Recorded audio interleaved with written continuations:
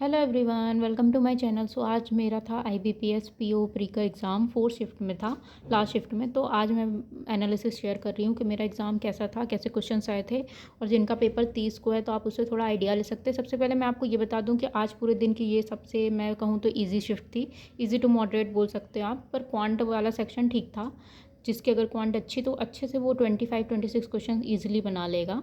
ठीक है, तो चलिए पहले मैं बात करती हूँ इंग्लिश सेक्शन की। तो इंग्लिश सेक्शन में क्या क्या आया था, तो पहले एक आया था आरसी था एक स्टेट एक्स पे, एक कोई कुछ बन गए थे, फिर उन्होंने मेंटल हेल्थ के बारे में बताया।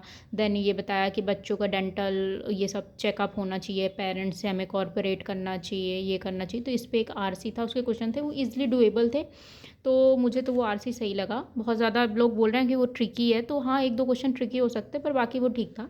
उसके बाद एक व्हाट्सएप के कुछ 3-4 क्वेश्चन आए थे, मुझे अच्छे से याद नहीं, मैंने काउंट नहीं किए हैं। तो उसमें वो ईजी थे, वो भी डुएबल थे। तो उसके बाद जो फिलर्स आए थे ना, वो 2 फिलर्स आए थे। जैसे बीच में 2 चीज़ ऑमिट कर देते हैं ना, तो 2 में आए थे, तो उसमें थोड़ा सा वो कन्फ्यूजिंग ट्रिकी पार्ट था।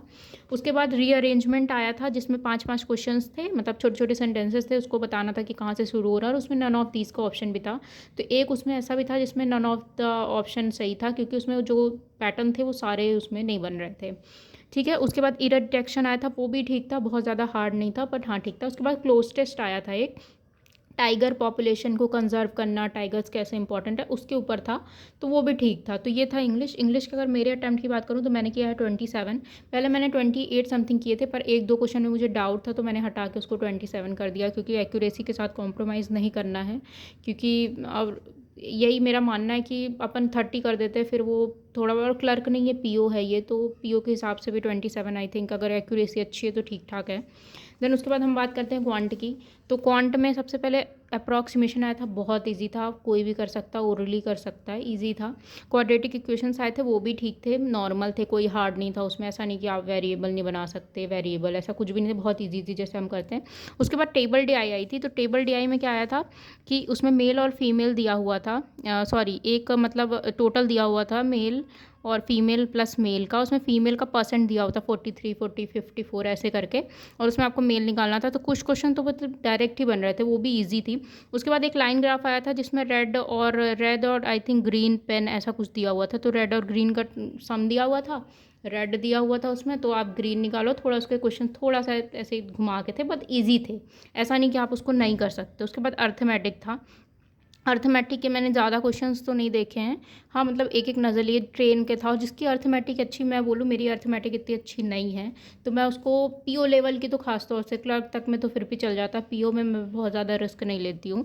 तो मैंने क्वांट में सिर्फ और सिर्फ 19 अटैम्प्ट किए। ये क्वांट के अटैम्प्ट कम है, क्योंकि मेरे हिसाब से अगर आपकी क्वांट ठीक है तो आपको 22-23 आप इसमें कर सकते हो बहुत ईजिली। आज का जो 4th शिफ्ट था मैं उसकी बात कर रही हूँ।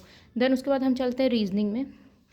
रीजनिंग में कि अगर मैं बात करूं तो रीजनिंग में मैंने किए हैं अटेम्प्ट, मैं बाद में बताती हूँ, पहले मैं बताती हूँ कि आया क्या था। तो रीजनिंग में आई थी 4 पज़ल में एक थी 7% नॉर्थ 7% साउथ वाली, 14 लोग बैठे हैं, तो वो ईजिली बन गई।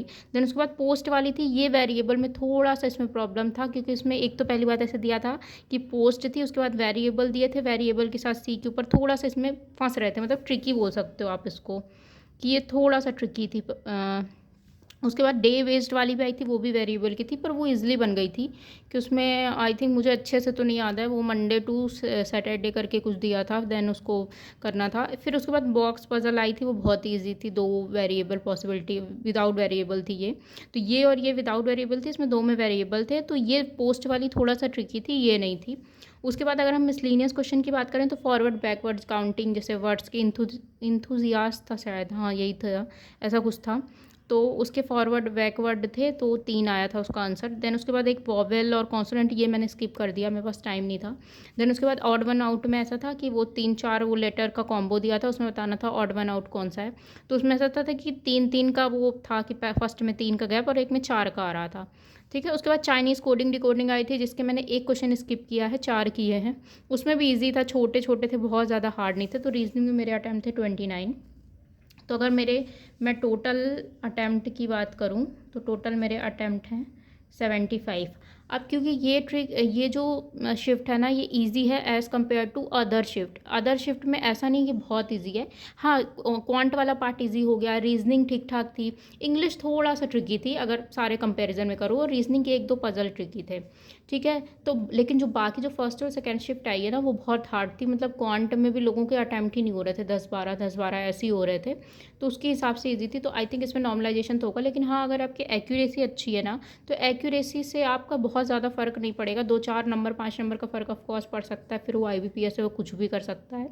तो ये है पूरा एनालिसिस। और अगर आपका पेपर 30 को है, तो आप मन में कोई टारगेट लेके मत जाना, क्योंकि मैंने भी ऐसा किया ना कि मैं शुरू से सारे वीडियोज़ फर्स्ट सेकंड शिफ्ट के मैंने सिर्फ ये देखा कि पेपर का लेवल क्या आ रहा है। वो लेवल के चक्कर में मैं इतना पैनिक हो गई कि मुझसे तो कुछ बनेगा ही नहीं, और बहुत टेंशन हो रही थी कि क्वांट में क्या होगा, लोगों के 8-8, 9-9, 10-10 अटेम्प्ट, 12-12, इससे ज़्यादा हो ही नहीं रहा है, क्या करूँगी मैं? तो उसके हिसाब से। लेकिन आज पहली बार ऐसा हुआ, उल्टा हो गया। पहले हमेशा सारे आईबीपीएस के एग्ज़ाम में आपने देखा होगा कि फर्स्ट शिफ्ट ईज़ी आती है, देन उसके बाद लेवल बढ़ता, 4th तक टफ हो जाता है। लेकिन इस बार पहली बार ऐसा हुआ कि 4th ईज़ी आ गई। ईज़ी टू मॉडरेट बोलेंगे, ईज़ी नहीं बोलेंगे। तो ये था पूरा एनालिसिस। अगर आपके कोई डाउट हो तो आप कमेंट में पूछ सकते हो। तो ये है, आई होप आपको वीडियो अच्छा लगा होगा। अगर अच्छा लगा होगा तो please like and subscribe to my channel. Thank you so much.